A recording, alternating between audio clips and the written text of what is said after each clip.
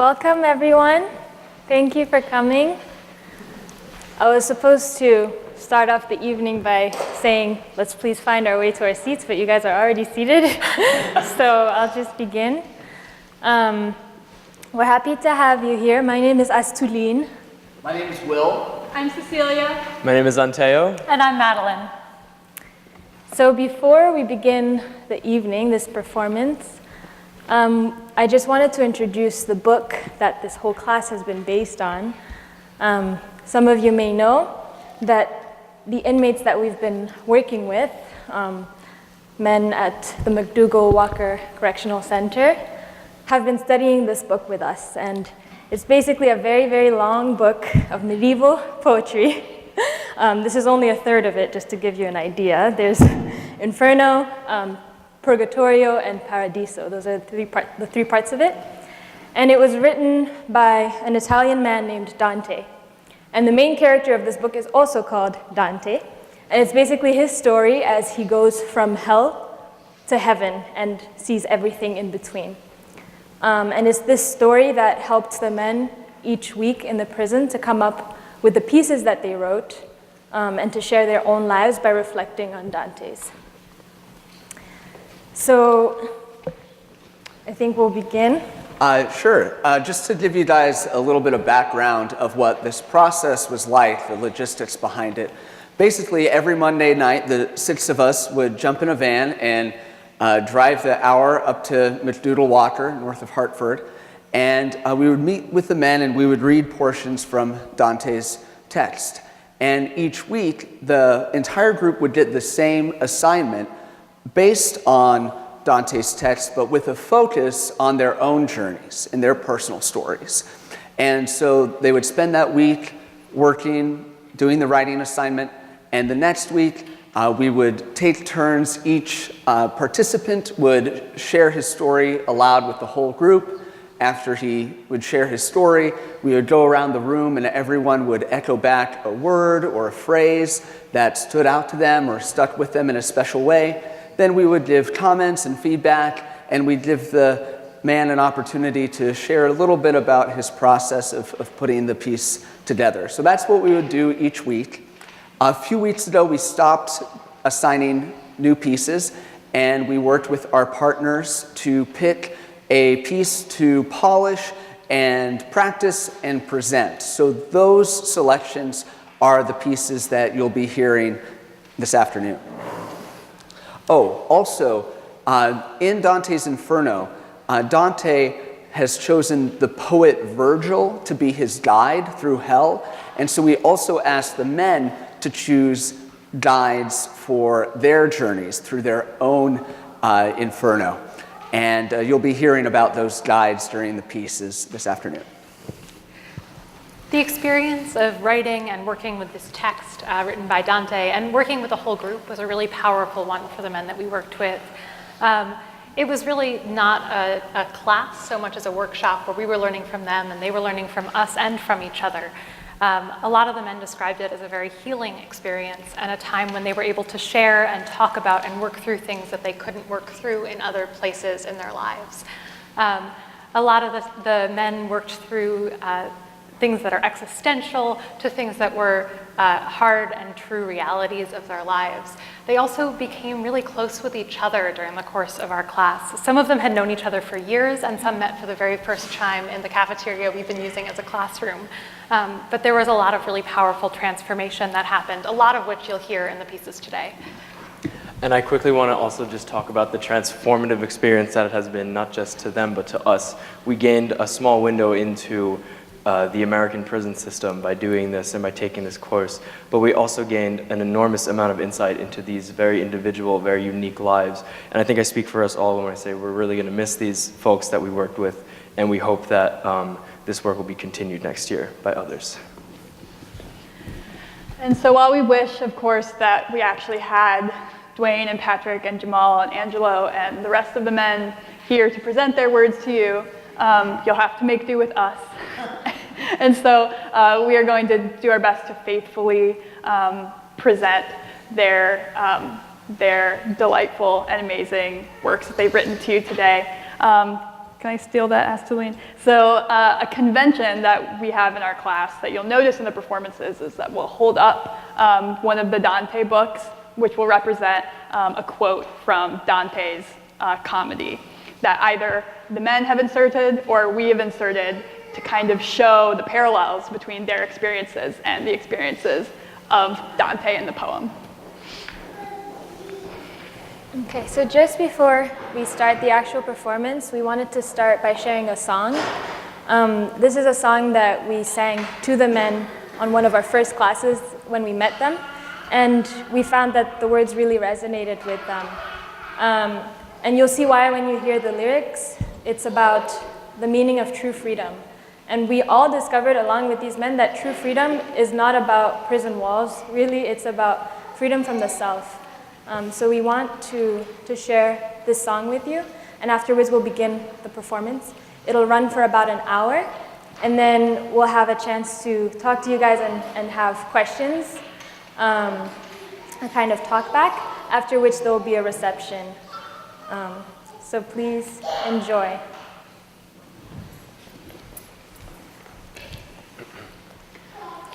When one is released from the prison of self, that is indeed freedom, for the self is the greatest prison. Whoa, whoa, whoa, whoa, yeah, yeah. When one is released from the prison of self, that is indeed freedom, for the self is the greatest prison. Oh, whoa, whoa, whoa, yeah, yeah. In the middle of the journey of our life, I came to myself in a dark wood, for the straight way was lost. This is the line that begins Dante's Inferno, the poem in which Dante travels through hell, then purgatory, and finally heaven in order to get back to his normal life. He didn't choose to be on this journey, but he learns a lot along the way. This is also the first line of the first performance you're about to see. It's a piece by Jamal. Jamal has been described to those close to him as the one that always sees that little bit of light in the darkness. His writing throughout the class has shown this to be true. From week to week, he's kept us all on the edge of our seat with the mystery story he's been writing about the Joker, yes, like from Batman, who is slowly turning hell into heaven in the most unexpected ways with the help of those around him. I wish you could hear the whole thing sometime. It's truly remarkable. In this tiny portion from the beginning of his story, Jamal describes the dark wood, or the hell he finds himself in, his new home, aka prison, when he is visited by a mysterious angel man named Al-Kidr, who Anteo will be playing. Al-Kidr wants to help guide Jamal out of hell, just like the poet Virgil guides Dante in the original story. But Jamal's not so sure he wants to go. The outside world has troubles of its own: hunger, poverty, violence. There are even a few good things about Jamal's new home. The Joker shows Harriet Tubman, played by Cecilia, the first person sent to guide Jamal out of hell, how mercy and justice alike disdain people who live in the outside world. The Joker shows Harriet Tubman how unfair it can be. Have you ever found happiness or peace in hell, as Jamal does? I'll now present Jamal's words. In the middle of the journey of our life, I came to myself in a dark wood, for the straight way was lost. I woke up one day in the place I presently call home, prison. At first, I hated it here. It's cold, dark, with freezing winds that bring in harrowing storms. I find solace in listening to the howling winds as they breeze by. The rains do not wet me either. They soak all of my surroundings, flooding all, but nothing seems to die. Like the world I lived in once, this dwelling is cycled by seasons with distinct contrasts. I understand what you mean. Summer falls without autumn, while winter springs eternal. I'll titter, my guide. You want me home to enjoy a second chance in life. I just do not know why.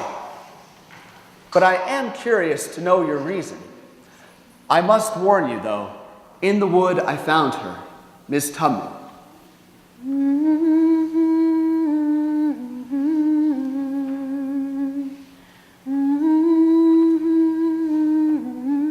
She was as I thought she would be, glorious. She, like you, wanted to guide me out of this place, but the Joker found her too. She tried to convince him as well to leave, but he's the one that did the convincing. He showed her the results of her hard work and labor. He showed her the place where you can see the grieving peoples. There, sighs, weeping, loud wailing resounded through the starless air, from which at the outset she shed tears. Once free, strong kings, not a word, not a word, not a word, leaving her with child suffering, not a word, not a word, not a word. Words of pain, accents of anger, voices loud and hoarse, and the sounds of blows with them made a tumult that turns forever in the air darkened without time, like the sand when a whirlwind blows. They all cried, crucify, but they never said a mumbling word. Not a word, not a word, not a word. No, they never said a mumbling word. The heavens reject them so as not to be less beautiful, nor does deep hell receive them, for the wicked would have some glory from them. They have no hope of death. Their blind life is so base that they are envious of every other fate. The world permits no fame of them to exist. Mercy and justice alike disdain them. Trampled and beaten, not a word, not a word, not a word. Trampled and beaten, not a word, not a word, not a word. No, they never said a mumbling word. She was nothing but a mere morsel when the Joker was done with her. Then he swallowed her whole, turned to me, and said, "Why so serious, son?" I didn't respond. Somehow I knew he wouldn't harm me. He guided me past the dark wood, leading me to find the other two I've been seeking my entire life, the silent tiger and the weeping dragon. Not a word, not a word, not a word. Not a word, not a word, not a word. The four of us reside in the Joker's domain, where in every place he commands, and there he rules. There is his city, his high throne. Oh, happy the one he chooses to be there. Happy the one he chooses to be there. What happens if you take the punishment and make it a reward? We're in a bunker. Not once have we experienced an earthquake. When the power goes out here, it goes back on. We have music, we have each other, we're safe. No one's gonna feed them. Babies are crying, but they never said a mumbling word. You've created a place where no one's going to get out. But no one's gonna get in. One man's prison is to be his church, his salvation, his peace and quiet, his reading room. I've found a way to silence myself. Not a word, not a word, not a word. Not a word, not a word, not a word. Remember, kidder, just because the Joker chose you doesn't mean he'll lead you right to me. Kind of makes you wonder who's the guide. Someone is being indicted somewhere. Like you, the Joker believes I don't belong here, but he's unsure I'll be better off where you want me to go.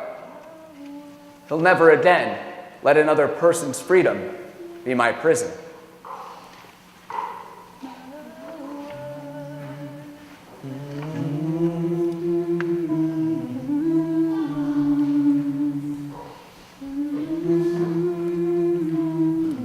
So my partner's name is Chris. And at the beginning of our class together, he told me that he feels he's not very good at expressing himself verbally. But my hope is that at the end of these 3 months working together, he's actually been able to see the talent that he has in writing. So in the scene that I'm about to present, we're going to continue our journey through hell.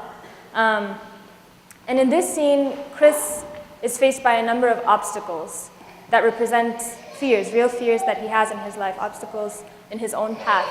And in the same way, Dante in this poem faces his own obstacles, a lion, a leopard, and a she-wolf, each of which represent a fear of his. And so for Chris, the worst of the 3 fears that he faces is a swarm of wasps. And he actually has a fear of wasps, but in this scene they represent much deeper fears. But another thing about Chris is that he's a musician, so he's a drummer, and it's what gets him through his worst fears. It helps him to overcome everything. And so as we watch his words that I'm going to perform, maybe we can think about what our own obstacles are on our way to finding our higher selves, and what that thing is that helps us to overcome those obstacles. And that helps us to say, as Dante does in his poem, "The flame of this burning does not assail me." So I hope that as you watch this piece, it'll help us all on our own journeys. Dark wood indeed, such a thing to be had. It would debase the strongest of gods to a creature as humble as a worm. Dark wood indeed, such a thing to be had. Blind to its situation, a stranger to light, confounded, praying paradoxically to avoid a death in the grave it has dug for itself. Finally, out of that dark forest, I came to the foot of some hill, whose peak was bathed in a light with such intensity that the angels would look as crows if compared. I had to get there. If I cannot climb out of this valley that is more akin to an open grave, I fear all hope of rescue will be lost. As I started towards the foot of the hill, I stopped abruptly, spotting a figure in the distance. Dressed in warrior's regalia was what seemed to be an archer, whose face, I can swear, could be a mere image of my own. He was scanning the grounds, looking for anyone who would try to cross the main path towards the main summit. I avoided his eager gaze by circling around him to find another way. When I thought it to be safe, I commenced my summit. Suddenly, I was surrounded by hyenas, circling and biting at my heels. I ran up a tree to escape them, but losing my footing, I fell through broken limbs and crashed to the ground. Suddenly, a sound came forth from one of the arcs. Therefore I shrank, afraid. A sound that has stricken me with fear ever since I was young. A sound that clouds my mind and distorts my thoughts, leaving in its place only confusion and fear. Wasps have haunted me since I was young. That sound, they swarm in a cloud of countless drones, doling out fear and instilling doubt. In exchange for peace and quiet, quiet, quiet!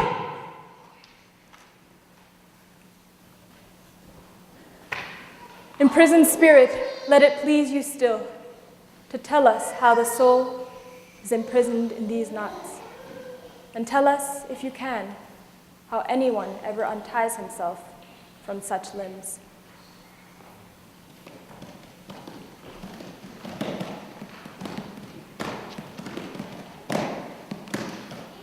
When I play the drums,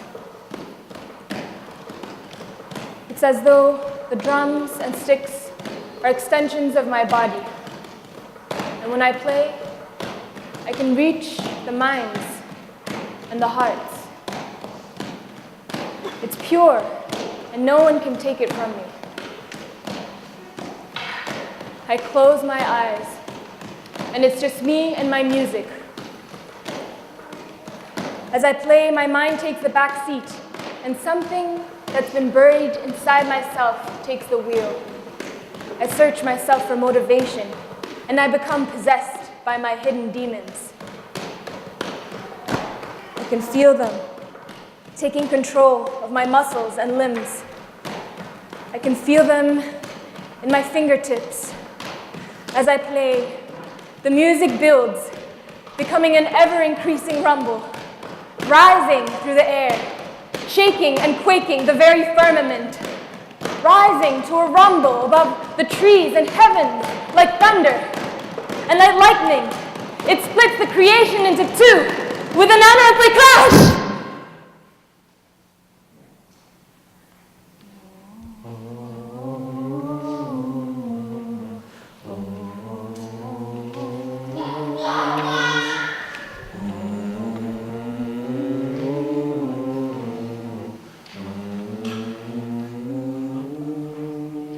Do you consider yourself to be a creative person? Trigger, legal name Sayaz, came into the group insisting he was not an artist or a creative type. Over the past few months, he has consistently proven himself wrong. While he has had no formal training in the arts, he has created pieces ranging from dramatic to humorous to beautifully poetic and moving. Trigger says himself that he is easily inspired, and that can be very emotional for him. Fortunately for us, Trigger has used this inspiration to imaginatively share his story and his wisdom. It's as if he took the advice from Ulysses before he even read it. Consider your sowing. You were not made to live like brutes, but to follow virtue and knowledge. His piece takes place in the beginning of purgatory. We've just come out from the inferno, emerging to see the stars. We start the climb through a place where grief and suffering are paired with transformation and hope. For a while, his father suffered through the pain of cancer. Trigger allowed his father's infinite hope in him to transform him for the better. I'm now going to perform Trigger's words.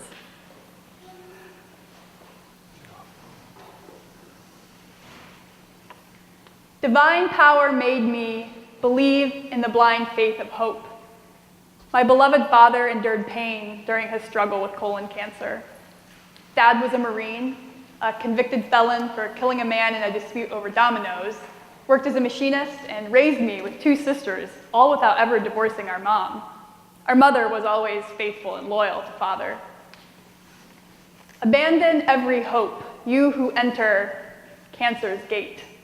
Here one must abandon every suspicion. Every cowardice must die here. Facing cancer was a struggle for my dad. Calling home from Northern CI, it was heart-sickening. Stage 4, 6 months to live. Dad was willing to endure the treatment to extend his life in order to experience the joy of watching his first daughter give birth to a granddaughter. Dad was not sad to leave me behind bars because he knew that one day he will greet me at heaven's gate. And placing his hand on mine with a cheerful glance from which I drew strength, he introduced me into the secret things. Love of country, island, and state was our father. First lesson of service, reading the newspaper each morning for breakfast. Dad would follow the deployment of Marines around the world, from Grenada to Iraq, and even applied for a service waiver for his felony in an effort to serve once again after 9/11. The world permits no fame of them to exist. Mercy and justice alike disdain them. Let us not speak of them, but look and pass on. During the viewing of Dad at the funeral home, his casket draped with the American flag on a Puerto Rican patriot, I placed my handcuffed hands on his casket, on his chest, and promised that I will break the sentence curse for the next generation. Through me, the way into the grieving city. Through me, the way into eternal sorrow. Through me, the way among the lost people. Dad was not there to see his first granddaughter get married or his second attend UConn, but now all 7 grandchildren are blossoming, for the next generation have broken the curse of prison bars. Dad did not support my idea for a direct sales and marketing and fundraising project to support inmates. The cost of loving an offender with visits, letters, phone calls, commissary food, and photos is expensive. Dad would share his prison experience of hustling in the prison kitchen and domino gambling in order to send money back home to Mom and I in 1974. Our father was able to provide food, clothing, and shelter for his beloved family. At the end of Dad's life, I was not there to hold his hand, but Mom was there to hold his hand as he took his last breath. A year after he died, a lawyer called our mother. Mom was puzzled because he asked for specific medical documents. Dad had hired a law firm, unknown to Mom and me, in order to represent a claim against his late cancer diagnosis. Dad had provided the legal framework for a legal lawsuit in order to provide financial security for Mother and to send a message to his family a year after his death. Dad visiting a lawyer and enduring cancer treatment to survive death was a willful effort on his hope to live life on his own terms. So did I become on that dark slope, for thinking I gave up the undertaking I was so quick to begin. Now I stand in his shadow and pledge to honor my dad, to transform the lives of inmates through a system of support that will allow them to never be alone as inmates. If I had not died so soon, seeing the heavens so kindly toward you, I would have given you the strength for the work. Dad was right about me finding a change on my own terms. If you follow your star, you cannot fail to reach a glorious port.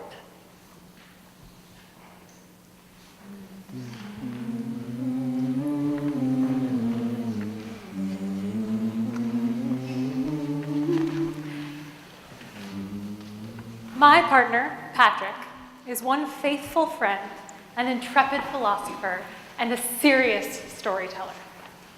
During our time together, Patrick took the deep dive straight into Dante's Inferno, but he never let himself get trapped there. Dante writes that over the gates to hell is written, "Abandon all hope, ye who enter here."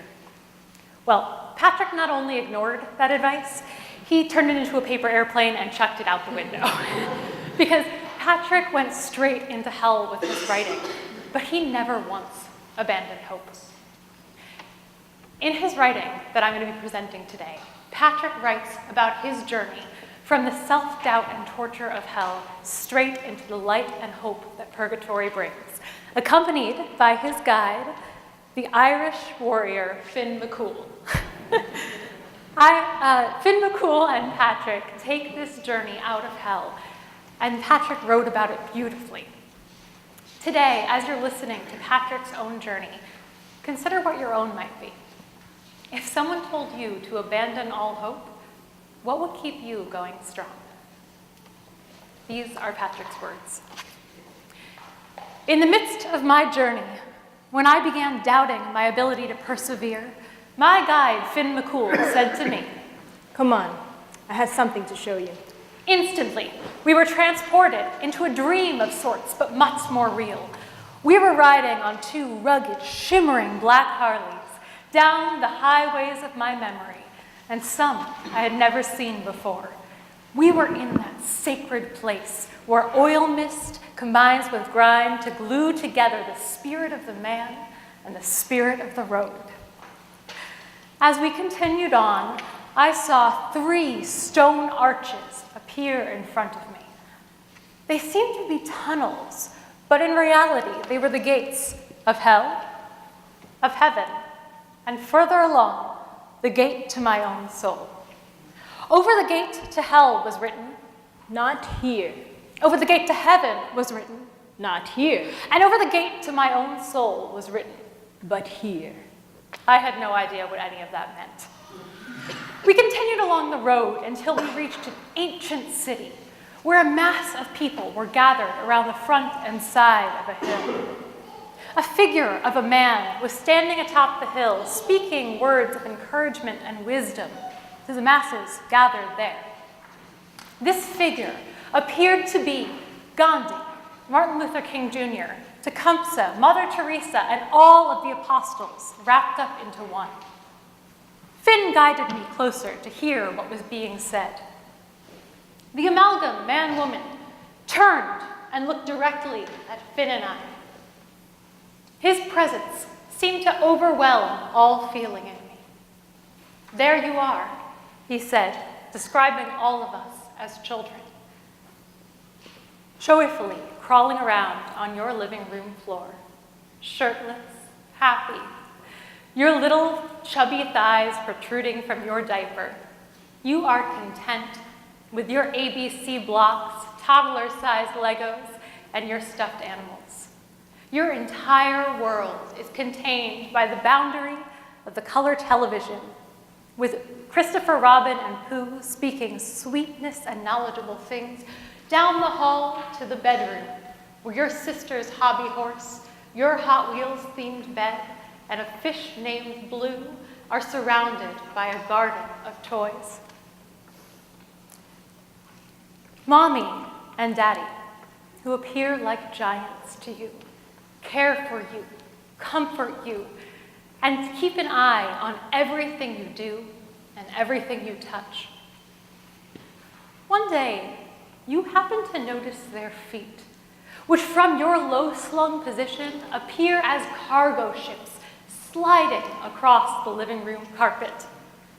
Crawling on all fours no longer seems as appealing as standing upright like all the big people you know.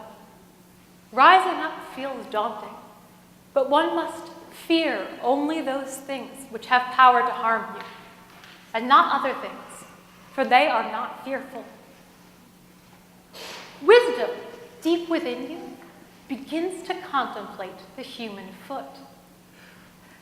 How does something comparatively so small, 6 or 7 times smaller than the body it holds erect, actually work? The human foot, with its perfect arch, its perfect bones, muscles, and tendons, is not only the most incredible shock absorber known to man, it is also an engineering marvel. Something that small, your foot and its ability to walk, they defy physics, defy logic, defy engineering. Your foot should not enable you to walk, to run, to stand, to dance, to do all of the myriad things that you do. Technically, it's impossible. Soon, you test your feet. Holding on to the side of the coffee table, you rise up and stand for the very first time. You test your shaky legs, edging along the coffee table's side and then the couch, the chair, every piece of furniture worthy of your touch. Before long, you're letting go. Testing those wobbly, shaky stilts, you attempt to hobble across the room into your mom and dad's waiting arms, their joyful voices ushering you forward, you and your two-toothed grin. Then you fall. Hopes are dashed as you plop back down on your cushy diaper. It hurts a little. You get back up. You try again. You fall again, this time on your face. Discouraged, you cry, Helped back up, you try again, you fall again, you get back up again. You learn that it is a process. It takes time. You let it be what it is. Falls become less and less often, and soon you are cruising around to wherever your attention takes you. You have learned to defy physics, to defy logic, to defy the principles of engineering. You learned to walk. You move on. Seasons come and go. Many, many times the sun rises and sets. The innocence of youth turns into the difficulties of teenage years and to the complexities of adulthood. You undergo the war, both of pity and the journey, which memory unerring will depict. Along the journey of your life, you experience many happy times, much joy, birthdays, beaches, hugs from loved ones, forests, and laughing with friends. But you experience many sad times too. Your kitten is run over by a car. Your bike is stolen, bees sting you, friends shun you. A neighborhood cat craps in your sandbox, and your father leaves and never comes back. But you already know how to overcome challenges and difficult things. You get up and try again. You have achieved the impossible. You learned to walk. Challenges won brings satisfaction. You experience wonder and joy, the beauty of color and art. Music excites your ears and warms your soul. You discover love, the smell of magnolias, newly cut grass, the smell of pumpkin bread baking comforts you. You appreciate being in the moment, precious moment, like the sunsets, working with the graduate students from Yale and writing alongside Dante. From time to time, you experience oneness with God. You become a parent. At that, the amalgam man-woman turned to Finn and nodded. As the crowd as one turned to Finn like a falcon to its lure, Finn stepped forward and sang a song whose words I seem to recognize from a poem my daughter, Rebecca Faith, wrote for me over 20 years ago. And as Finn sang, he seemed to turn into my daughter.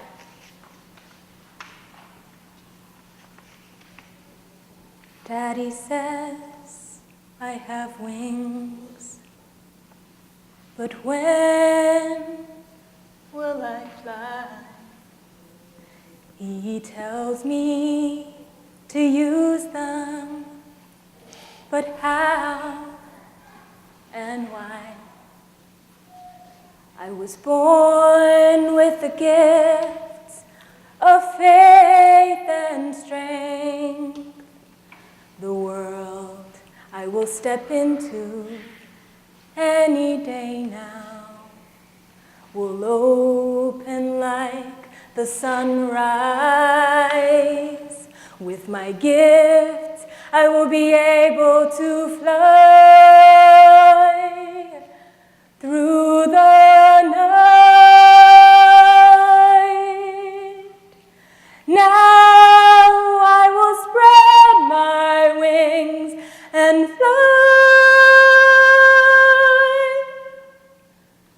with the angels. My daddy said to watch over me. Watch over me. Watch over me. My heart fills with love as I marvel at Finn. And the amalgam man-woman continues. You feel pain. You cry, break bones. The love of your life breaks your heart. Your friend betrays you. You betray yourself. You get sick. You experience hatred, prejudice, and people who purposefully cause fear. Your parents die. You do things you wish you had never done.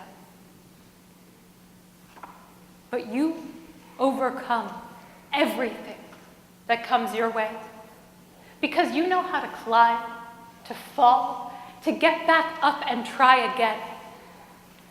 You learned to defy physics, to defy logic, to defy the principles of engineering. You achieved the impossible. You got upright and walked. You are a miracle. All of you here are miracles. Transported back to the darkness of the desolate place that challenged me, I turned to Finn once again. You see, my brother, there really is no reason to question your strength. The way to your dreams, your hopes in life, the way to make your visions come alive is by taking a journey inside your soul. There is an enlightened spirit inside of you, Patrick Walsh. And thence we came forth and looked again at the stars. Oh, how great a marvel did it seem to me.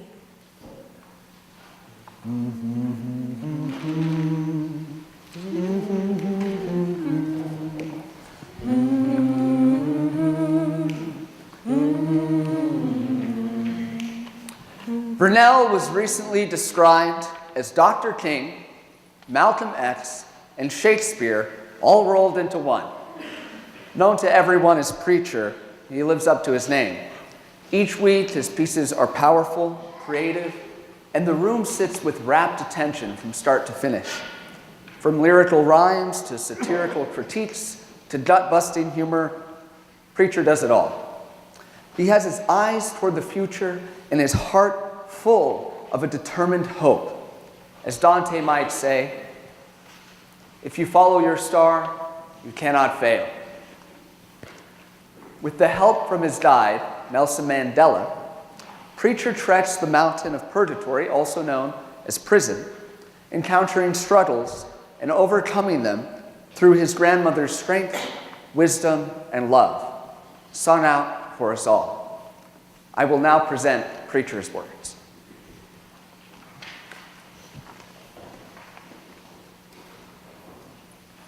As I follow Mandela, my guide, through prison, the land of the lost, I see so many faces that holds more hurt than hope, lost and wasted. Should I be grateful or feel guilty that I've got somebody who's trying to lead me out of here? Why me? But why come there? Or who grants it? I am not Aeneas. I am not Paul. Neither I nor others believe me worthy of that. Mandela didn't say a word. He just listened. Throughout my life, I've done some real mean things. Black pants, black hoodie, all black hat, car seat way back. I don't know where they be, but I know where they at. Now, how can I be worthy just thinking about that? Or the women I mistreated that I can never forget? I wanted to be Romeo, but always lost my Juliet. They didn't leave because they didn't love me. It was because of neglect. Just then, a three-headed lion appeared, representing my obstacles, low self-esteem, guilt, and anger, all umbrellaed by fear. This time the lion was loud, like the echo of a war drum. It shook the ground. Boom! Boom! I stumbled a little. Mandela looked back, asked if I was all right. I said, I'm trying to be strong, but something's wrong. My eye keeps twitching, and my hand is itching. I'm having visions of my grandmother cooking chicken in the kitchen, my oldest daughter in the living room all alone. She keeps saying, "Daddy, it's your father on the phone." It's crazy, because all three of them are dead. Did you hear what I said? All three are dead. "If I have well understood your words," replied the shade of that great-souled one, "your soul is wounded by cowardice." How did that make me a coward? Because I lost three people that I love? And what you know about being wounded, and not because you're wounded, but because you're wounded. And I know y'all gonna say, "Preacher always talking about that project stuff." But I talk about the projects because I'm fed up. Another mother crying the blues, another son on the evening news. Because of who we are, we're misconstrued, censored for everything we do. Where I'm from, you don't have to do nothing wrong. You still get looked at with suspicion when you're just walking along. A city where the stairs lead nowhere much at all, but people still try to climb them. I see more abandoned homes that outnumber businesses. Hartford, a city united in suffering, violence that don't change nothing. And my grandmother would say the kinds of things proud and honorable poor black people have always said. Things like, "Boy, you've got to be patient in life. As long as you have a little bit to eat and somewhere warm to sleep, you're good, boy. You're good." So I thought about that. Hell, I'm more patient than a hippie waiting for the 60s to come back. My grandmother always called me boy. She only used the name Vernell if she'd called for me multiple times and I didn't answer. Vernell was a sign that patience was being lost. One thing about her, she never gave up hope. Every time one door would open for her, another would shut, but she never gave up. She had a husband of 48 years, and they constantly fussed and cussed in front of us. I love my grandfather. I love you, Big Daddy. But he didn't think his good was good enough. My second oldest uncle left home at 13 because stuff got rough. It got too tough. He found something he craved, and he fell in love with that stuff. My grandfather had a car in the yard, and Grandma still had to ride the bus. She never gave up hope. When I went places with her, she used to make the bus ride fun. She always told me, "Boy, never sit in the back." At the time, I was too young to understand. She always used to sing this song, and she'd look me in the eye and start tearing up. "This little light of mine," like she knew something about my future. "I'm gonna let it shine." I was just a little kid. I cried because she cried. "This little light of mine, I'm gonna let it shine." Some people sung, some people stared. "This little light of mine, I'm gonna let it shine." But it was like at times the whole bus would be singing, "Let it shine, let it shine, let it shine." I'm gonna do that one more time. But this time, I want y'all to be the people on the bus. So sing it with me. And if you don't want to do it for me, do it for my grandmother. "This little light of mine, I'm gonna let it shine. This little light of mine, I'm gonna let it shine. This little light of mine, I'm gonna let it shine. Let it shine, let it shine, let it shine." The hours settled into silence. I told Mandela, my guide, "These memories, it's like scars on my body. I take them everywhere." He said, "Preacher, you have a congenital disease." I quickly looked around and shouted, "I don't have no disease on my genitals." He said, No, I said congenital, meaning all this was existent from birth. Many times the lifestyle is so deeply rooted, at times it's hard to see what's wrong with it. As we made our way through a part of the prison I'd never seen before, It was cold, dark, and wet. As I try my best to keep up, I think about my grandmother, who never gave up. Society worked her from can to can't. I thought she did right by the man upstairs. So why did she still die poor and in pain? My wise guide said, "He gives us the knowledge of self, but we must go through the journey." As the place we was got even wetter, if that even a word, and colder, and without a doubt darker. It was dark, dark. Let me take that back. It was blue, black, dark. It was dark before God said, "Let there be light dark." But the wise one, Nelson Mandela, took out this little candle and lit it. And to my surprise, the light reflected for miles. This little light of mine. I had just deemed the darkness as another obstacle. I'm gonna let it shine. But Mandela said, not all obstacles are meant for our defeat. This little light of mine, I'm gonna let it shine. This little light of mine, I'm gonna let it shine, let it shine, let it shine, let it shine. And I continued to follow the light.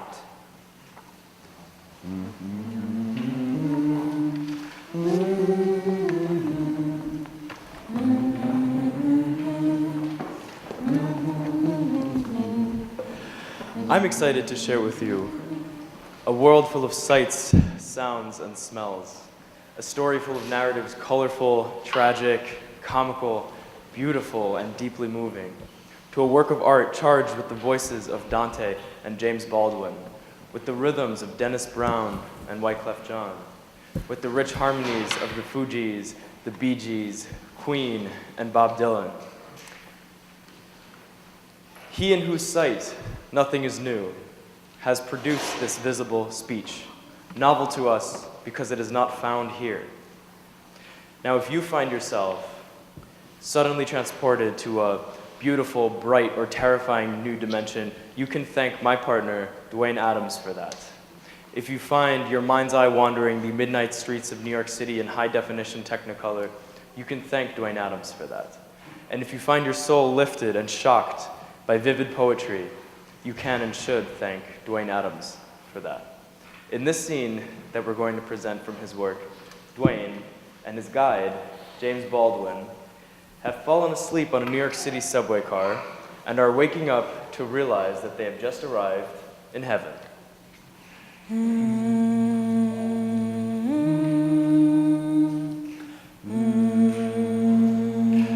Soothed by the gentle motion of my celestial coach, I'm in a state somewhere between waking and sleep, everything around me surrounded by a beautiful white, glowing aura. The chandelier suspended from the ceiling, softly tinkling, flashing, and winking, throwing refracted light like a prism, painting the softly pulsing silver walls with joyful dots of rainbow color, breaking up the dignified monotony like stained glass windows in a church. James brings me out of my reverie, pointing. I follow his finger and see a giant black, white-veined marble arch. Etched in gold are the words, "Blessed are all who enter here. Lift your hearts, your spirits, your eyes, your voices in worship. Put down your heavy burdens. Throw your doubts on the divine fire. Take your shoes off, stained with the sins of hell. It doesn't matter if your socks are holy or smell. Take them off. And please, wipe your feet at the door." Do as the sign says. I take my shoes off and put them on the bench underneath me. I peel my damp socks off, and I can't resist smelling them. They are kind of ripe. Walking through hell will do that to you. All of a sudden, the train slides into the station, halts, and the doors fly open. Bing bong! I hear Edgar, the conductor's voice, booming over the PA system. Welcome to Heaven Junction. This is the last and only stop of the H train. Please wipe your feet on your way out. I look through the open doors, and sure enough, I see a big, shaggy, plush carpet with something written on it. I step closer to read it. Welcome is emblazoned in black. I wipe my feet, and I step out. Immediately, the doors close behind me, and the train leaves me in an enormous, white, marble, cave-like structure. I'm so awestruck that when I turn around to take another look at the train, it's gone. I turn back around to focus on where I am. A giant TV screen illuminates the back from floor to ceiling. Justice Restores is written in white letters. There's something weird about the letters.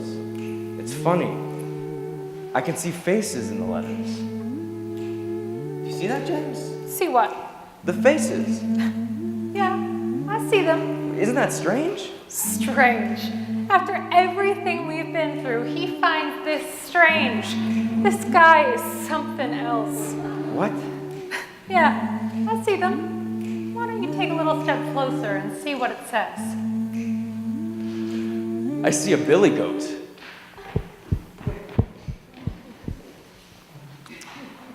A billy goat. In all its wide-spaced, pot-bellied, crooked-toothed, wispy-bearded glory. What's it chewing on? What are you chewing on? What the? Is that how you welcome justice? Justice? Yeah, justice. Well, I was expecting something a little more majestic. Like this. Justice transforms into a white, gleaming, dainty-hooved, gloriously horned ram goat. What is it chewing on? What are you chewing on? The Constitution of the United States. The Constitution? Yeah! That great document of mine that couches the insidiousness of divisiveness and the most absurd evils within flowery worded paragraphs representing soaring ideals of tarnished gold.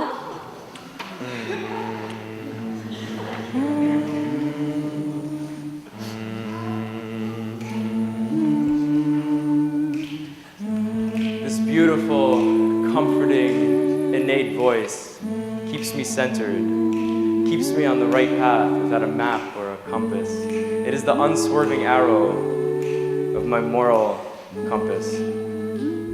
This is the entity that I fall down to my knees and pray to in my lowest moments when I hear that voice whispering in the complex, sweet, woody aroma of caramel nuts, in the taste and snap of a Grace Papaya hot dog,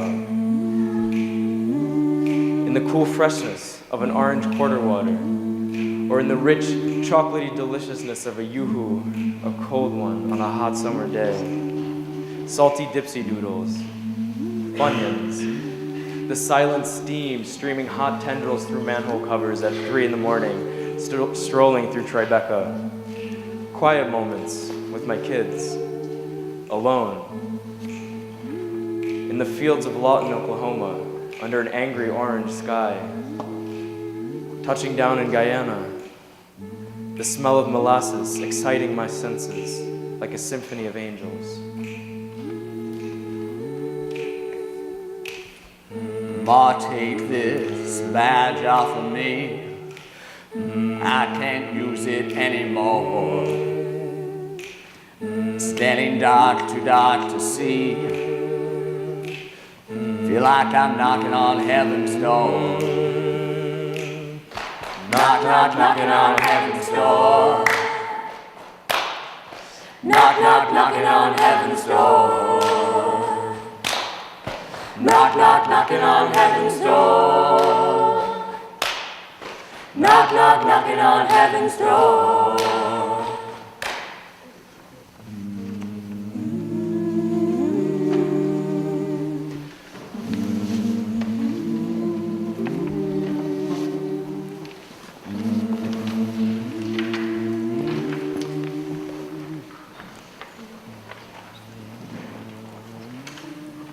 Have you ever found yourself in a place where you wanted to run out of the room? Angelo too, but he stayed. Angelo brings so much to the table. His deep reflections, his passion, his intelligence and wit bring life and provoke thought each week in the group. Just like Dante, Angelo truly knows what it means to start from a high point, be thrown to the lowest, and then rise again like the phoenix. As the poem begins, in the middle of the journey of our life, I came to myself in a dark wood, for the straight way was lost. Angelo has been through great struggles in the midst of our journey this semester. In October, he lost his mother.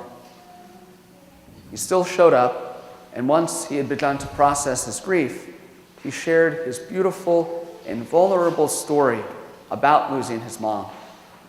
Above all, Angelo is brave.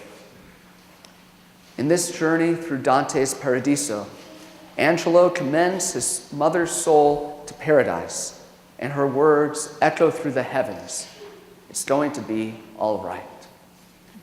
Anteo will now present Angelo's words. A letter from my wife. These 9 months have been full of ups and downs.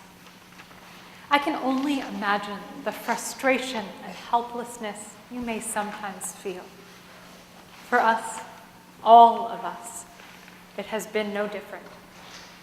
We miss you beyond words. This letter is not about sadness. It is about the celebration of love, loyalty, and family. It is about the celebration of you as a loving father. Let no pain nor suffering go unjustified. Be proud of all of your accomplishments and raise your head up high, knowing that when all is said and done, you have done an amazing job raising your children. You have given this family love, hugs, and laughter, and I am here because I know that. I cannot ever turn my back on you in your time of need and support when you have never once neglected the needs and support of your children. You have my respect. I am here, and my heart and soul are big as an entire army by your side. In faith, keep your head held high.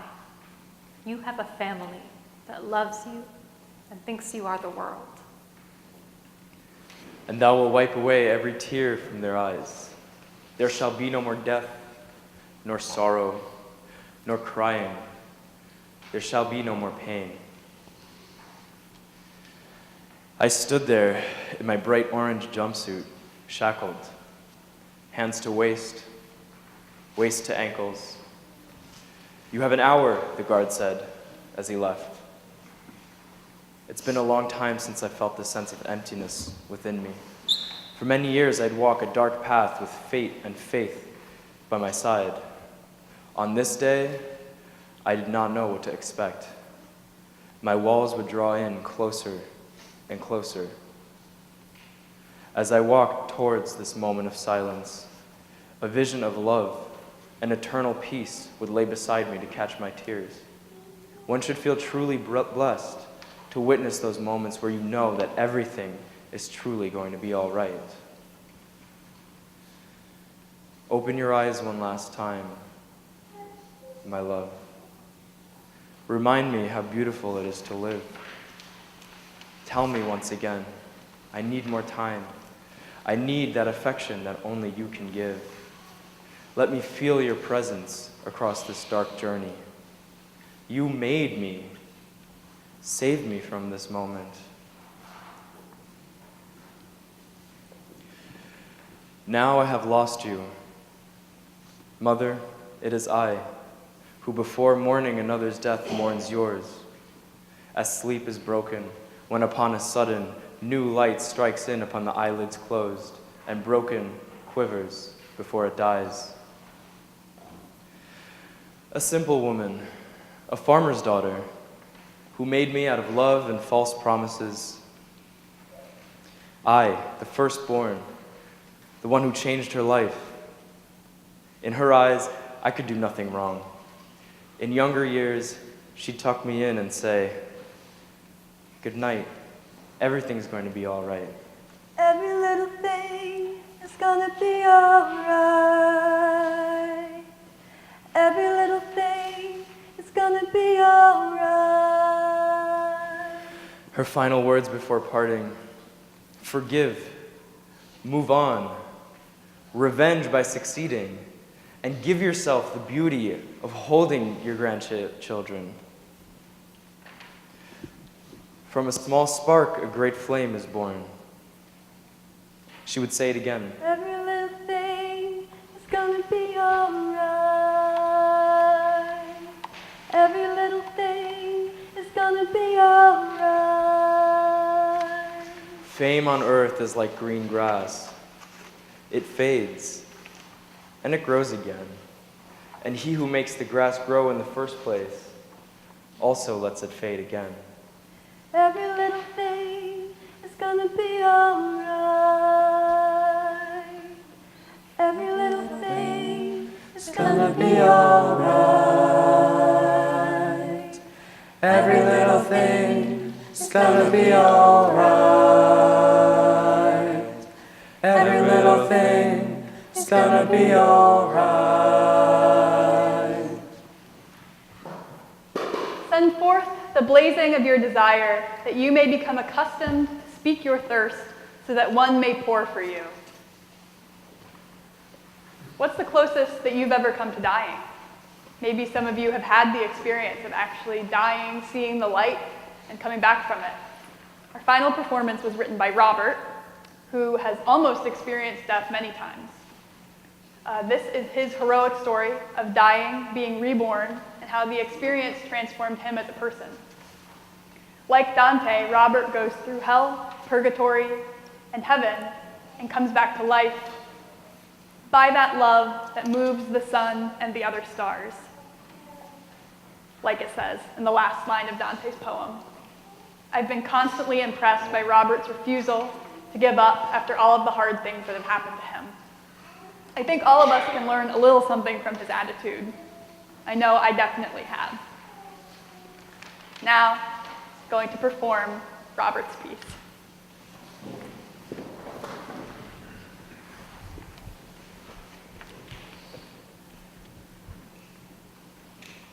Diligite justitiam, qui judicatis terram. Love justice, you who rule the earth? Justice?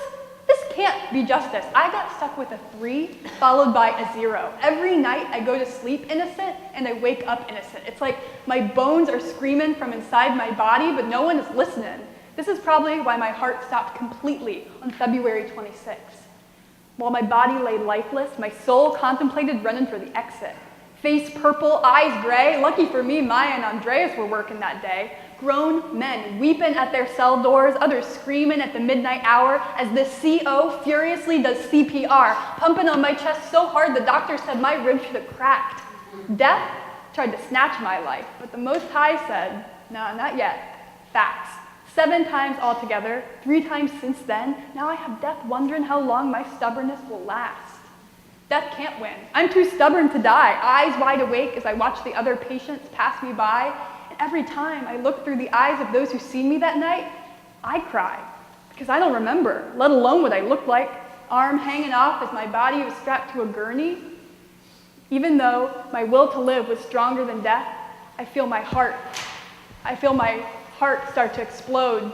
My defibrillator fires off, and I feel its presence as I stood in the shower. Boom! Ah! Boom! Ah, God, please, I learned my lesson. I scream at the top of my lungs. Boom! Ah! Boom! Ah! Boom! Ah! I hold my chest as it is exploding. I forgot the device was in there, so I thought somebody kicked me through the curtain. Even though naked, prepared to fight, a natural instinct and an unnatural sight. 911 was called. I quickly rushed to put on my clothes because I know protocol. No need for the women to catch me in all my glory. Paramedics are on their way. This thing won't stop exploding. I become afraid, so I start to pray. Our Father, who art in heaven, hallowed be thy name. Thy kingdom come, thy will be done, on earth as it is in heaven. Give us this day our daily bread, and forgive us our trespasses, as we forgive those who trespass against us. Lead us not into temptation, but deliver us from evil. For thine is the kingdom, the power, and the glory, forever and ever. Amen.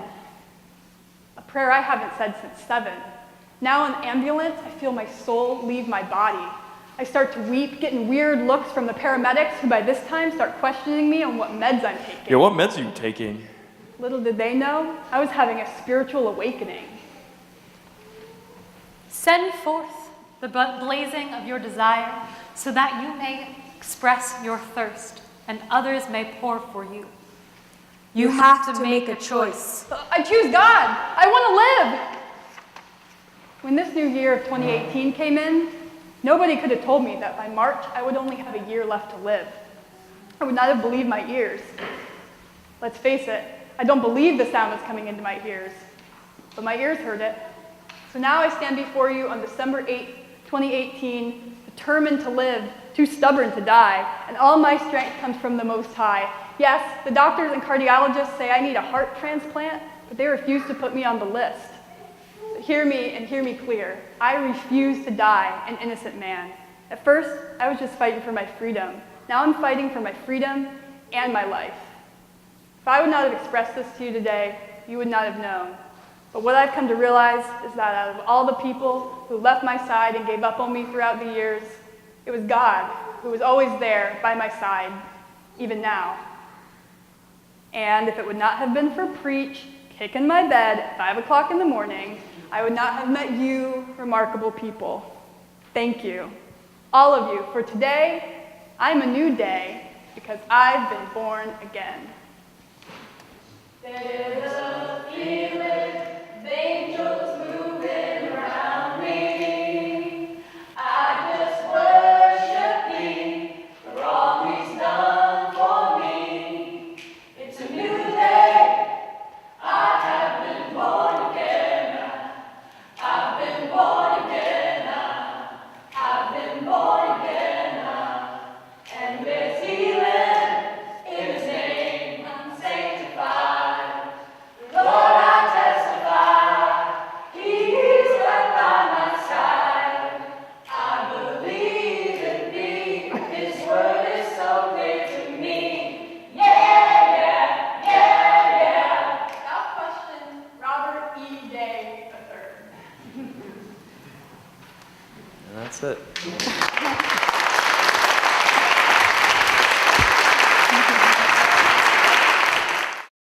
Thank you all so much for coming. We're now going to have a discussion so you can ask questions and give us your comments. That we're going to be performing these pieces in the prison on Monday night. The men who wrote them will actually be performing them for the other men in the prison.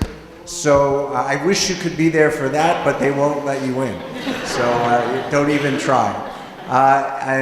But we'll be there, and the men would love to hear what you had to say about the words, because it was really important for them to have their words heard outside of the prison, and it would mean a lot for them to hear from you. So anything you have to say about what you heard tonight, we will bring back to them on Monday. And I just want you to know that this is the tip of the iceberg, because you only heard a really small portion of what the men wrote, and you didn't get a chance to sit in the room with the men and listen to them talk about these issues, to talk about Dante, to talk about justice, to talk about freedom. Because every night that we were there, it was like a graduate course in ethics, a graduate course, a seminar, a colloquium on the meaning of justice. It was extraordinary to be in the room. It always made me think of the first line of Dante's Paradise poem, La gloria di colui che tutto muove, per l'universo penetra e risplende in una parte più e meno altrove, which means the glory of he who moves the world, penetrates the universe and shines in some places more and other places less. And you would think that one of the places that divine light shines less would be in the middle of a prison. But when I was there, and I think we would all agree, we sensed an extraordinary illumination in that room, and a wisdom emanating from the ideas and the thoughts of the men we worked with. So try to imagine these words that you heard today performed in a prison for other prisoners in that atmosphere, and the strength of men who were able to maintain their hope in the midst of really, really difficult circumstances. So to get a sense of that as you imagine what this was like, and again, so comments that we can bring back to them or questions. I saw a hand over here. Yes. Wait, we have a microphone so you can be heard. I was just thinking about what it means that those words could be put into this place with these brilliant, talented people. That's such a glorification of their work. Thank you, thank you. And I know that some of you here in the audience know the men that we worked with, who the writers of these pieces. So we would especially like to hear from you and bring back your words to them if you'd like to share them as well. Anybody. Yeah. We could hear from anybody. Yes. It's a silly question, but men in prison like to swear. They like to curse. And I noticed that there wasn't a single curse word spoken, so was that edited out, or were these guys on their best behavior? Can I? Go ahead. You may have noticed a line in a preacher's piece where he said, "Censored for everything we do." We did have to cut quite a bit out. We were very, very censored. The men had a lot of political things to say, a lot to say that we did have to cut out. And preacher specifically put that censored line in there, referencing all we had to cut. But I would also say too, actually not all of them were prolific swearers, if you want to put it that way. Some of them were, some of them weren't. Mm-hmm. Other questions? Yes.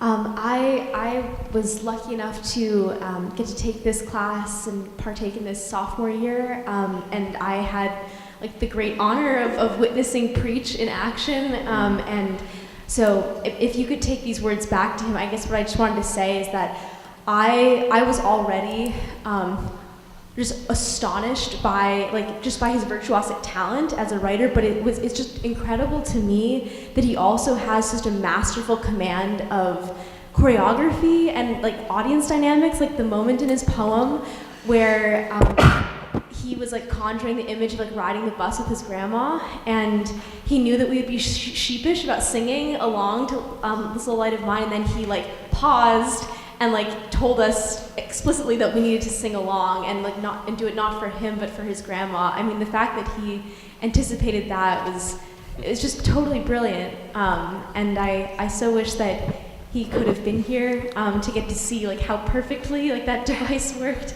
But the fact that he could envision that, from MacDougall-Walker is just a testament to his true talent. He's an extraordinary man. His mother was here. I think she had to leave, but she's been here many times to hear his words at Yale. And one of the things I always remember when he performs in the prison, and again, that's not an easy audience to perform for. 100 men in a maximum security prison, they're not going to be quiet unless you make them be quiet, and he makes them pay attention. And I remember, and he once got a great ovation after one of his pieces in the prison. I don't know if that was the year that you were there, but when people were applauding for him at the end of his piece, he said, no, he made them stop. He said, stop, don't applaud for me now, applaud for me when I get out of prison and become a better father to my kids. Yeah, I remember so, that. So he's quite a guy. I also just want to say, this should you be have fine, the right? mic. That thank you, sir, for saying that this was a glorification of our words. But I think that, just like what you're saying, actually, we tried to do our best to perform these things, but the men there perform them infinitely better and more full of heart and genuineness than we possibly can. I mean, every single one of the men is a beautiful writer and a really amazing, talented performer in their own right. There's so much understanding of what an audience needs. And the room we perform in has windows along the back of it. The room that we've been working in has windows along the back of it. Windows to the hallway, not to the hallway. outside. Yeah, yes. Men from the prison are walking by those windows sometimes, and when no one's performing and we're just having a conversation, there's a lot of waves through the glass, there's, fists raised high to communicate with the people outside, but when the men start performing, there's such a rapt attention because they have such a great command of everyone in the room that it's really powerful to see, and I wish that everyone here could see that. Yeah.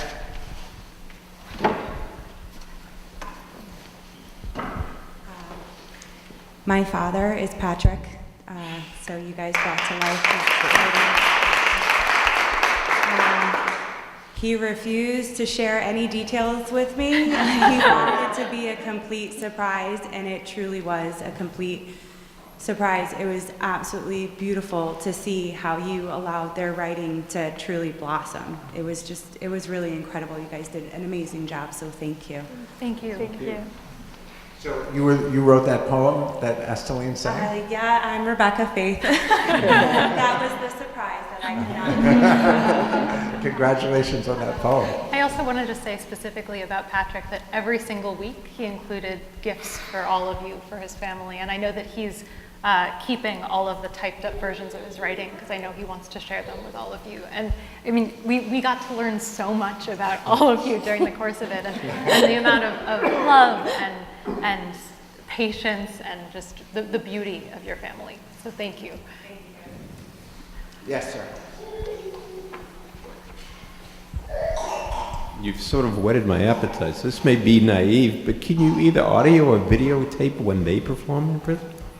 Unfortunately, they do not allow us to bring even audio recording equipment into the prison. I wish that we could. One day, my real dream is to have them come here and perform for the day. So I'll keep trying to do that. First and then Cheryl. My name is Anderson Curtis. I'd like to say, first of all, thank you all so much. This was just really beautiful. I myself am formerly incarcerated. I've been out over 11 years. And a friend of mine just posted something. Thank you. Your perspective on life comes from the cage you were held captive in. And that really challenged me, and I called her this morning, we were talking about it, and it's even more challenging now that I'm hearing these words. So I just want you to bring back to the men that I talked about not only being in prison, but also some of the prisons I created on the street for myself. I overcame addiction. That was one of the prisons. And then there's also prisons of fear about moving forward with collateral consequences, doing the pardon, losing jobs, getting jobs, housing. There's many struggles. And I would just like to say that it really touched me, and just let them know that, like you said in the beginning, the true freedom, to me, it was like I became free before I left. You know, like the freedom was forged in me in that furnace of affliction. And, you know, it created a certain tenacity in me. And, you know, it's just really powerful and really beautiful, really moving, the way that they wrote this out. It's just mind-boggling. But, you know, it's just representative of what you can do with hope, with some help, with some support. And, you know, there's just so much talent behind those walls. So, you know, just send them my best and thank them from the bottom of my heart. And if there's any way I could write to them, I will give you my card. They could write to me first, whatever, if you could do that. But anyway, thank you very much. The performance was fantastic. Thank you.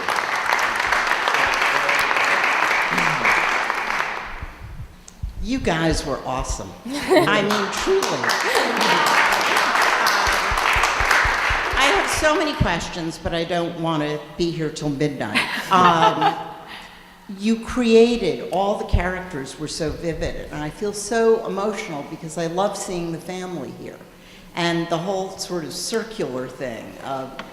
The prisoners wrote these, you're presenting it, you're giving it back to the family, you're giving it to us. Very, very special. But I want to ask the question, what has this whole experience done for you? How did you choose it? What are your careers? You're also gifted in terms of the singers, the dancers. Did the prisoners do the choreography and the direction? Or did you do it? How did that get created? But tell us a little bit about you and how you came to take this class with Ron and how you changed. What was it like the first time you went to the prison? I mean, just going into the prison, meeting all of these people that you've now become one with. Where are you now? So I'm kind of interested in your arc. Why don't you speak one at a time? That's, yeah, I'm a composer studying classical music here. I can't really tell you how I decided to take this course. I found out about it through just hearsay, and before you know it, I was in MacDougall-Walker, and I was like, this is what it is. Yeah, I mean, it's still, I think I'm still processing how this is going to affect the trajectory of my life, but I can say it's had an extremely profound effect. I think one thing that was really new to me was this sense of commitment that we all kind of felt, because every week the inmates had things prepared. They were working throughout the week on this class, and so were we. And so we were totally apart for a whole week, but like we were kind of mentally, telepathically always there on the same page, like working so that we would meet on Monday.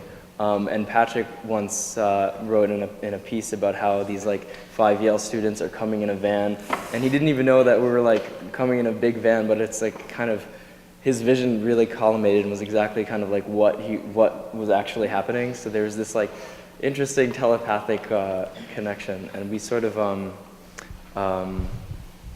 we were doing it for no one really knows why. We all kind of became connected over the sake of art, and we all wanted to share, and it kind of broke down into this, we all just wanted to revel in the beauty of the words.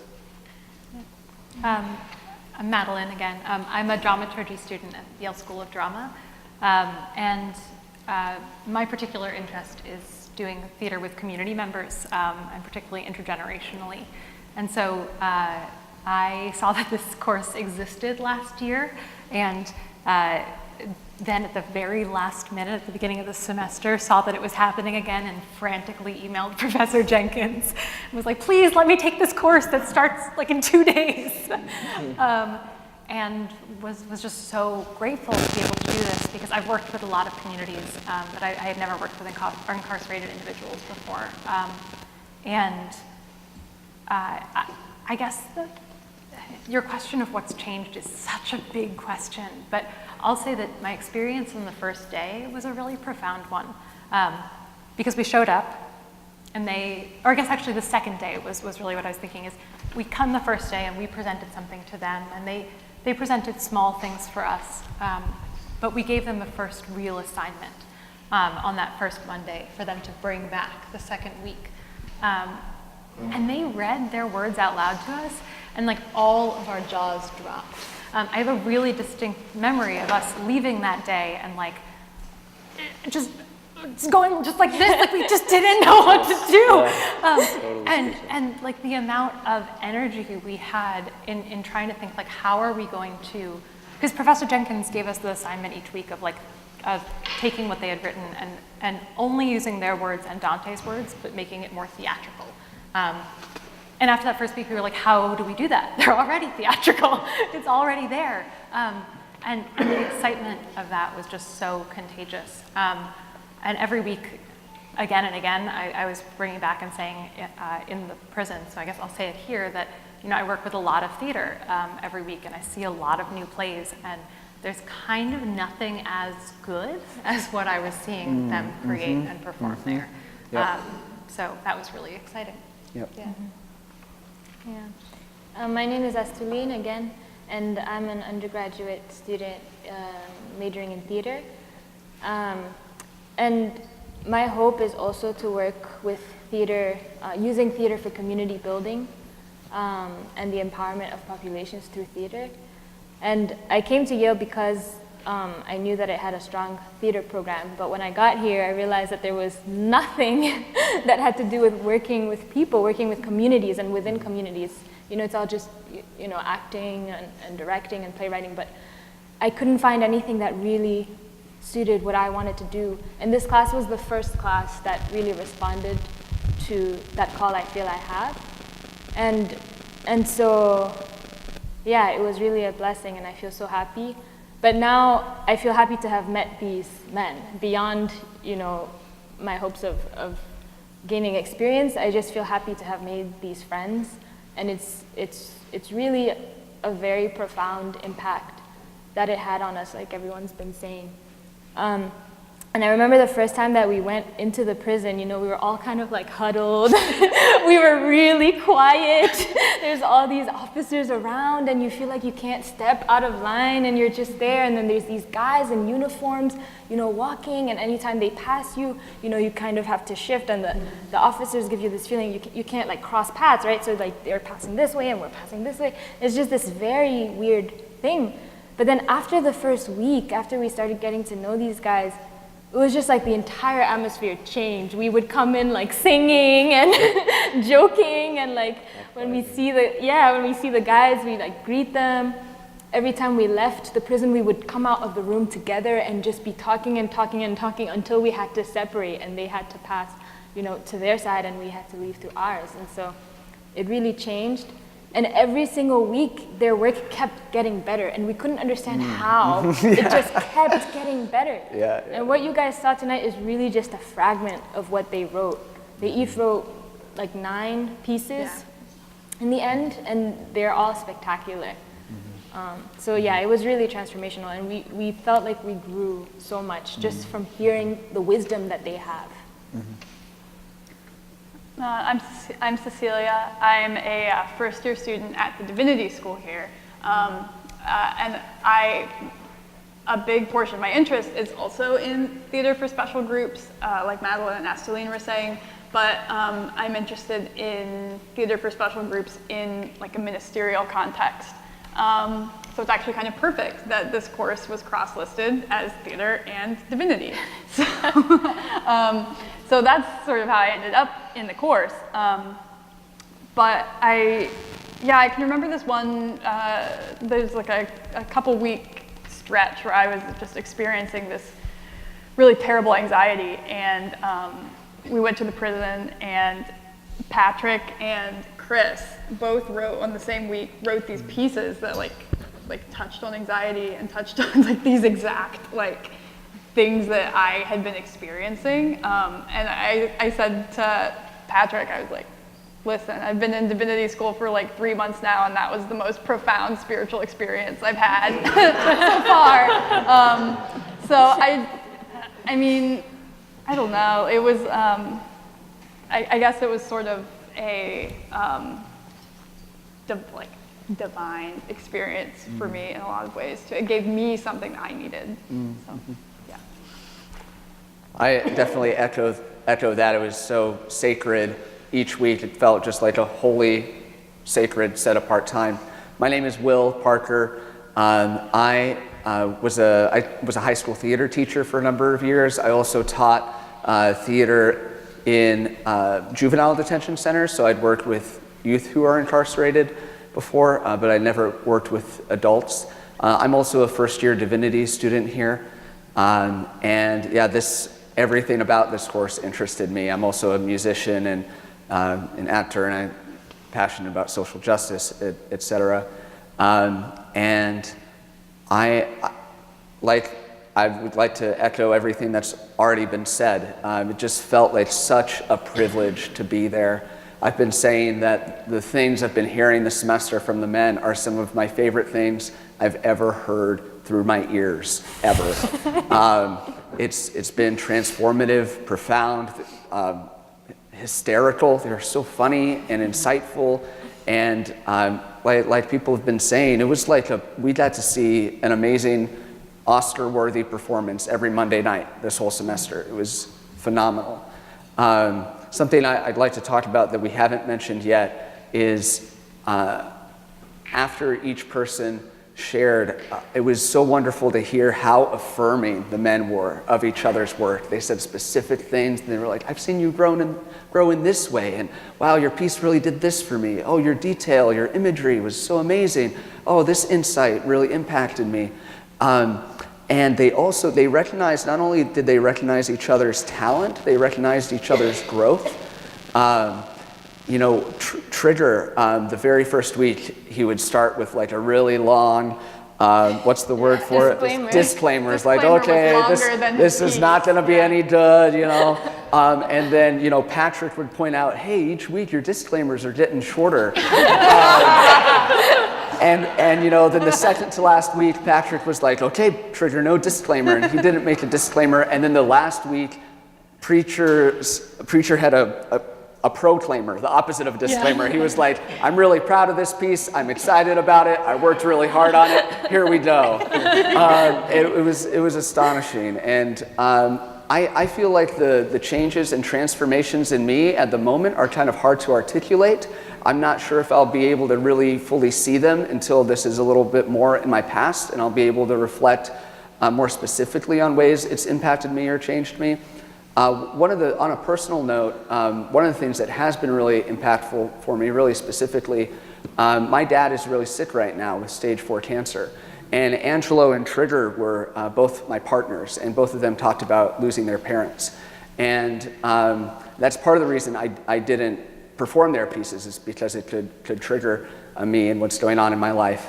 But they've taught me so much about how all of the men have taught us how to navigate life struggles, how to overcome them, perspectives, mindsets, truths that are often lost in our culture. These men can point out and shine a light on, and it's been really remarkable. It's been one of my favorite experiences of my life.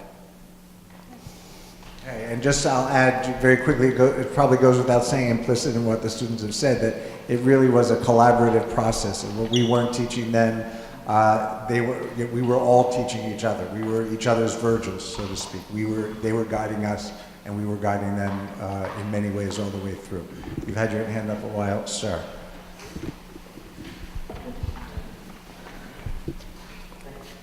Did you have to look beyond their crimes in order to work with them?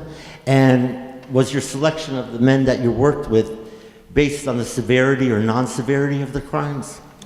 Well, the men were all in a maximum security prison, so they were pretty severe crimes, but we didn't ask them about them. One of the important things about being in the room together was there was no judgment.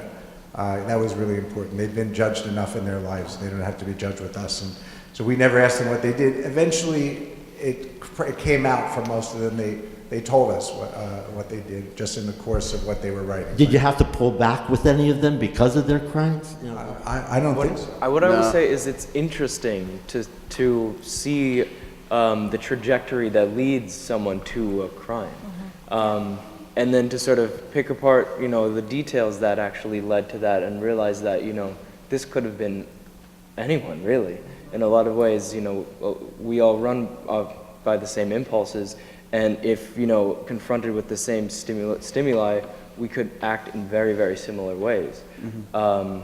And I think that was the sort of big takeaway when it came to sort of looking at the crimes of the people that were there. As was just like the amount of Professor Jenkins said that they've all been judged enough, but also they've all done a lot of reflecting on their own lives while they've been there.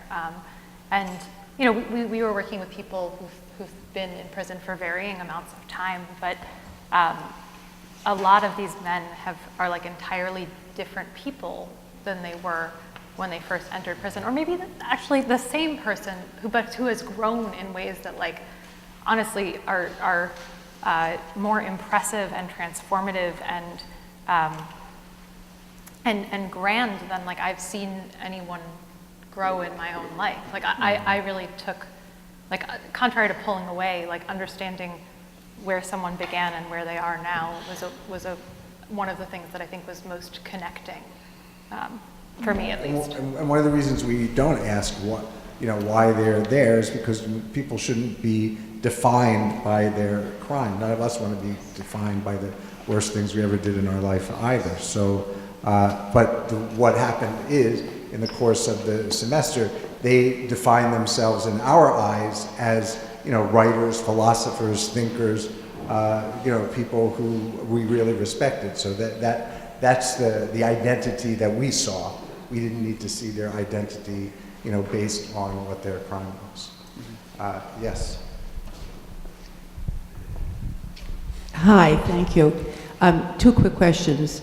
How are the men selected for the course? Are they select themselves? And the second one is, the great gentleness and vulnerability that these guys express in that environment. Obviously, a very safe environment for them to come to that process. Do any of them experience any kind of derision or bullying from other guys?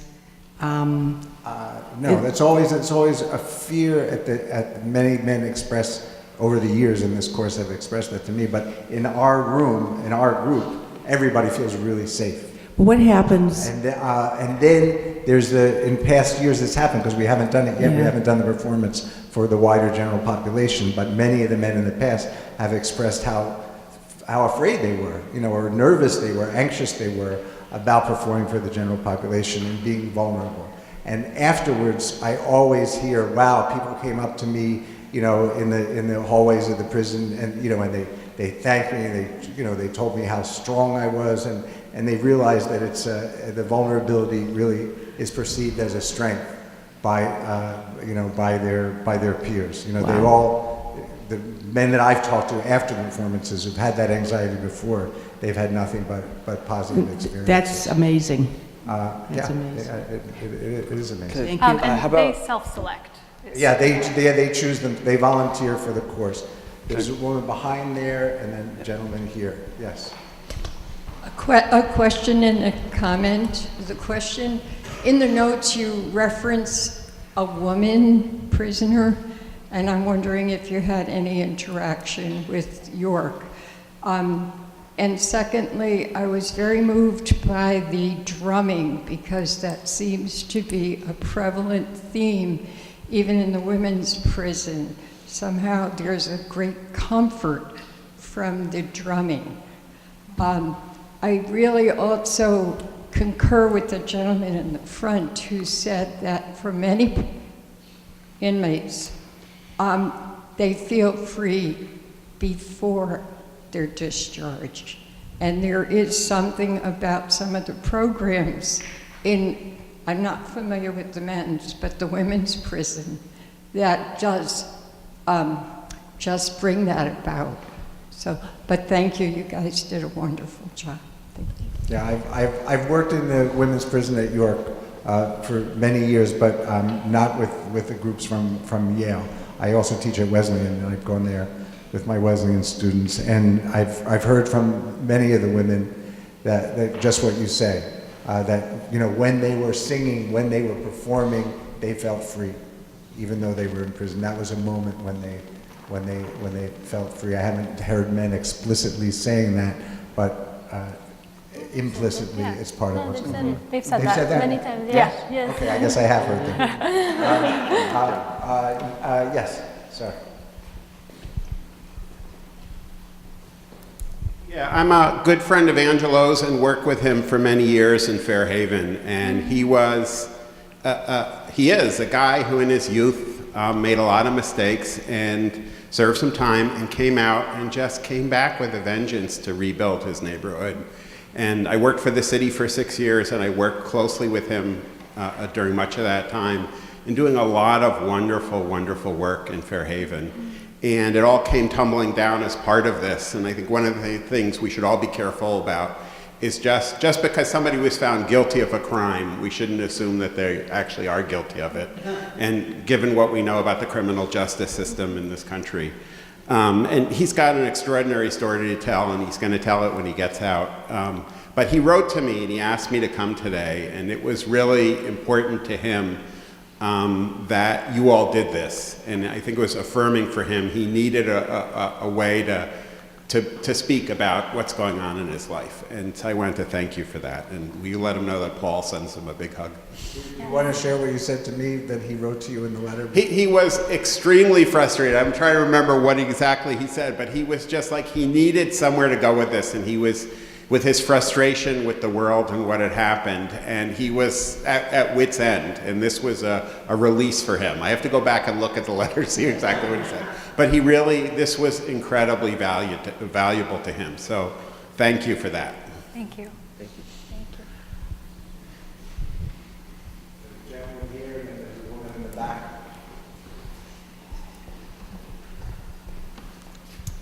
I wanted to say thank you for finding such a talented ASL translator tonight.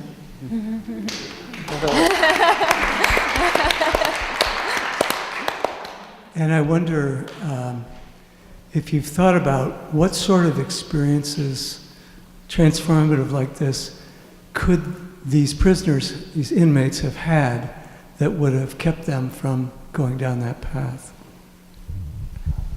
Yeah, that's a good question. I think that's what some of the students hope to do when they graduate, to work in communities to make sure that people don't get into prison. And last year we worked with men after they've been released from prison as one of the programs that will make sure will help them not to go back. So it's a valuable process before, during, and after. But it's always different because there's different needs, different situations. But we'd love to work wherever we can, wherever we're needed. There's also some really wonderful theater work being done with police officers and with prosecutors in terms of what you were talking about, where you do see a lot of people who are brought to prison either for crimes they didn't commit or sentenced to longer sentences, and sometimes there's beautiful theater work happening to try to resolve some of that as well. Yeah. And then the man next to her. Please tell all the men that this was really happening. What happens now? Take the microphone so we can hear you. Okay. Can you please tell every of the 8 men what powerful stuff this was, that we really, really loved it. My question is, what next for these 8 gentlemen? There's such momentum here, and is there another phase? Will they be getting together and continuing, or is this over now? Well, this is the 3rd or 4th time that we've been in that prison, and Men Like Preach have done this with us several times. Okay. So we continue as long as we're allowed to continue. It's not always easy to get permission to go in. So I hope that next fall we'll be able to go in with Yale students again. So we keep trying. My dream is to go in, every semester, every year, and have the men or the women keep growing, because they're growing enormously now. And as you say, keep the momentum going. Right. So we do as much as we can, but we don't always get permission to go. And I'd just like to say, what a shame whoever doesn't recognize the value that we would have seen if the men could have come and done the performance themselves. Not that you guys weren't great, but we would have preferred that too. We agree. Yeah, I'd like to read the actual transcript of the things they actually... The transcript is in one of the programs. We gave out 2 programs. One of them has the transcript. Yeah, there are actual words. Yeah. It'd be great if other people could go in and participate, in a program where just citizens could go and participate in this somehow, Yeah, unfortunately the system is set up so that there's a kind of separation between the prisons and the rest of society, but theater is one of the ways that chasm can be bridged. Okay, maybe just 2 more questions, and then we can talk informally at the reception. There's some food and drink behind us. We also have a song that we're doing. Yes. Any questions? Or yes. And I'm going to cry, I know, but I just have to commend all of you for making my son look human, intelligent, and like a nice person. And other than friends and family, we haven't heard much of that for many, many years now. So thank you so much. Thank you. Thank you.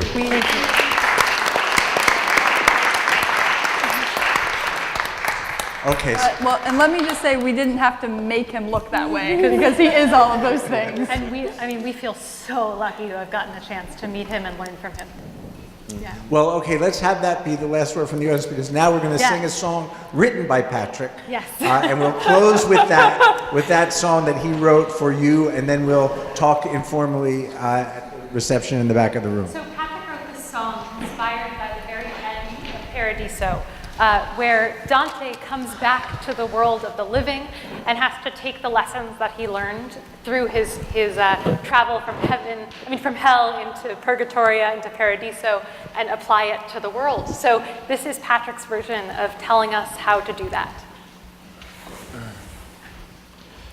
We are one. We are